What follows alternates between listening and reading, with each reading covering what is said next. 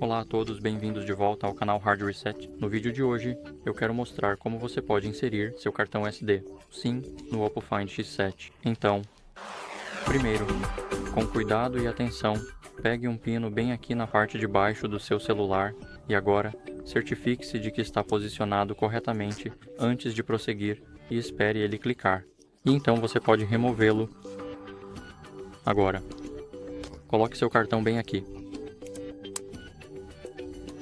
E agora, por favor, pegue seu celular de volta e tente colocá-lo novamente. Como você pode ver agora, podemos virar nosso celular aqui.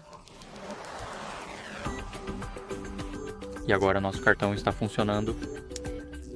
Obrigado, pessoal, por assistirem. Não se esqueça de curtir, se inscrever. Até o próximo tutorial.